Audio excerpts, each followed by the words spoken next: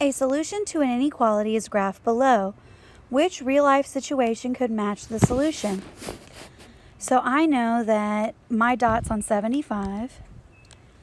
I know that x is going in this direction, so it's less than, and I know it has a closed dot, so it has a line under it. So something is less than or equal to 75. So let's see. Tom earned no more than $75 cutting grass last week. No more. So no more means less than, but it could include the 75 because it means you can't have any more than 75. So I'm going to circle A as a possibility. Tom earned more than $75. Well, more than would be going 80, 90, 100. So it's definitely not more than. Tom earned less than 75. Well, less than 75 wouldn't have a closed circle. It would have an open circle because that could mean, that means it didn't include the 75. So I'm going to cross out C. Tom earned at least $75 cutting grass. So at least would be a closed circle, but at least means that that's the lowest amount he earned. The arrow is pointing to numbers that are less than 75. So D is not a possibility. My answer should have been A. Which inequality is represented by the graph below? Well, I know that I have an open circle, so I know it either has to be less than or greater than, and I know it's going that way. So using my cheat, where I learned from my student teacher, they said use your inequality as an arrow. So I know it's going to be x is greater than, and then it's on -1. So x is greater than -1. So when I look at my options, it has to be B. Graph the solution.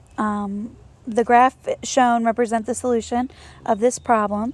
So I know that I have a greater than or less than symbol because it's an open circle. I also know that the arrow is going this direction. So I'm going to be using the greater than symbol because it's shading the numbers that are greater than 3. So x is greater than, and it's landing on 3. So x is greater than 3. My answer should be D. For this one, it says, what are the coordinates of the point after a reflection over the x-axis? Now, reflections are a little bit hard, but I want you to imagine it's like a mirror. So my x-axis is right here. So I'm reflecting it over. So instead of being above the line, it would be below the line right there. So it's exactly below it in the same spot. So my reflection would be -0.5, and then, my x value always comes first. It would be 3 -0.5. So if I look, my answer would be A. For this one, which point is inside triangle QRS? So -1, +7. So -1, +7. Oop, I'm going kind of crazy. So that would be there. So that's definitely not in. Oh, didn't read that one correctly. Be -1, -7. So that's not even inside the triangle. Okay, then I'm going to change colors. -3, +3. So -3, I start at my origin, go -3, +3. Well, that's inside, so I think it's B. Let me change color again. 0, -5. So I start at my origin, 0, -5. Well, that's outside the triangle. Okay, and then I'm going to change color one more time. 4, 0. So I start at my center, 4, and then I'm not going up or down, so it will be on the x-axis. So it has to be B. What is the value of x on the number line? Well, I know I'm starting at -4 and I'm going to -4.8. So it looks like they're counting by 2s. Let's see. So -4.2, -4.4, -4.6, -4.8.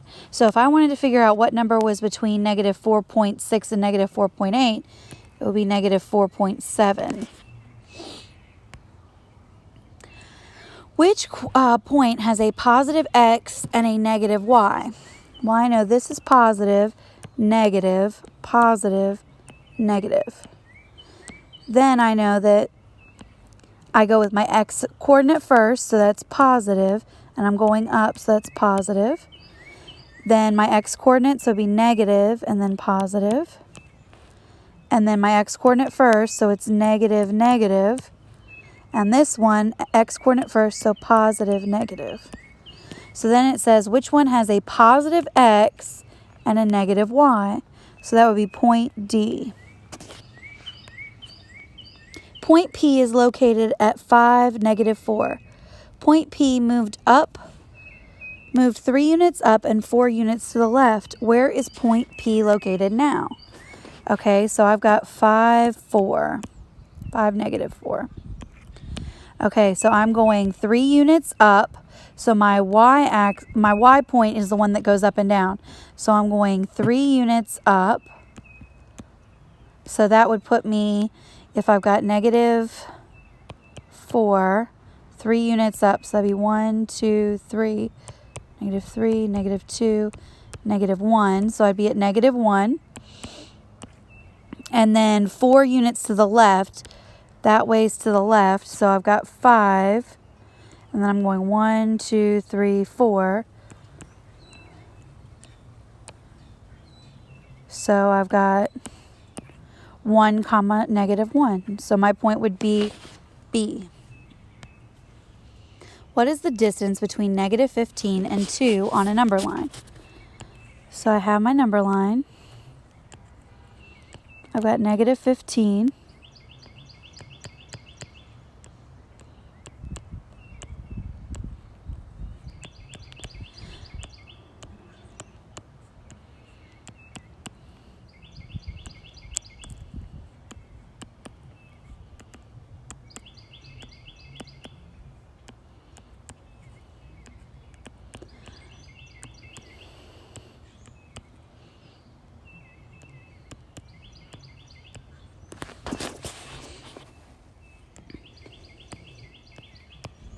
All right, so I've got all my points or all my marks. Then I'm just going to count. I'm going to switch colors so that it looks a little better. So that's 1, 2, 3, 4, 5, 6, 7, 8, 9, 10, 11, 12, 13, 14, 15, 16, 17. So I have 17 units. And it's always going to be positive because it's a distance. So it's always going to be positive.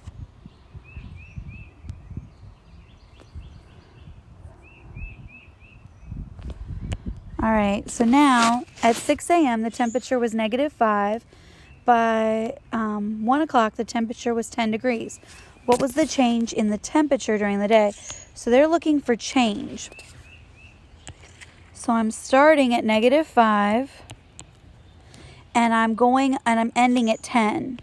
So that'd be -4.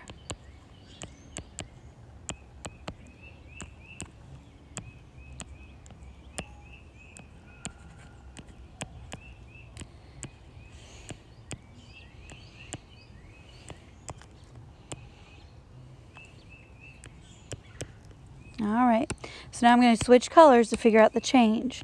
1, 2, 3, 4, 5, 6, 7, 8, 9, 10, 11, 12, 13, 14, 15. So it's 15 units and distance is always positive and it's going from a -5 to +10, so it would be D. Robbie is 5 feet tall. He stood near the seashore on top of a sand dune that had an elevation of 6 feet. How could this information be represented? Well, we're lucky because we live close to the beach, so this problem isn't that hard. Sea level is always 0. Then we know that the top of the dune is going to be a +6, which means that if Robbie is 5 feet taller than that, he would be at 11 feet. So if I look at my options, I have to be careful because I almost circled B, but it says 0 to represent the top of the sand dune. That won't work. So it would have to be D because 0 represents sea level, 6 represents the top of the sand dune, and 11 represents the top of Robbie's head. What is the absolute value of the integers? Okay, absolute value is the distance away from 0, so it's always positive. So the absolute value of -4 is +4. The absolute value of +5 is +5 because it's a distance. It's 5 units away from 0. The absolute value of -6 is 6. Absolute value is different than the opposite. Opposite means if it's positive, it becomes negative. If it's negative, it becomes positive.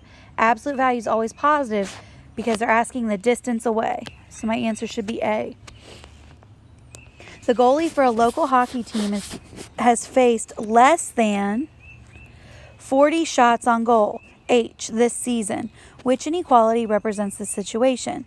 Less than. So I know that it's not equal to because it says it's less than.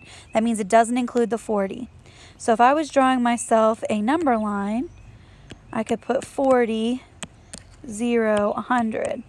So less than, that means I'm going to have an open circle, and it's less than 40. So that means it's not going to go to the right. The arrow is going to go to the left. Remember that my student teacher taught me that trick with the inequality, how it acts as an arrow. So I know that I have H is less than 40. So I should have A. Now it doesn't include it because it doesn't say less than or equal to. It says less than. Ian must indicate two numbers that are opposite to each other on the number line below. Which 2 points should he use? So opposites. So if it's negative, it's positive. It's the same distance away. So if I'm looking, I know that this is 1, 2, 3, 4, 5, 6. I know this is 1, 2, 3, 4, 5, 6. Okay, so Q and S are opposites, and P and T are opposites. So I know I could choose Q and S, but P and T isn't an option, so my answer has to be B. In which quadrant of the coordinate plane could you find the point -2, 8? So I've got my coordinate plane. I know this is positive, to the left is negative, going up is positive, going down is negative.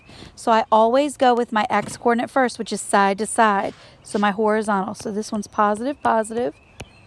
Then I would go negative, positive, because I'm using my x coordinate first. So my x coordinate for this one would be negative, negative. And then my x coordinate would be positive, negative. Then I'm going to label them, and they go in the shape of a C. So that's quadrant 1, 2, 3, 4. So they're saying a negative and a positive. So a negative and a positive would be quadrant 2. All right, so now you're going to do your IXL objective. You're going to export this as a PDF and submit it to me.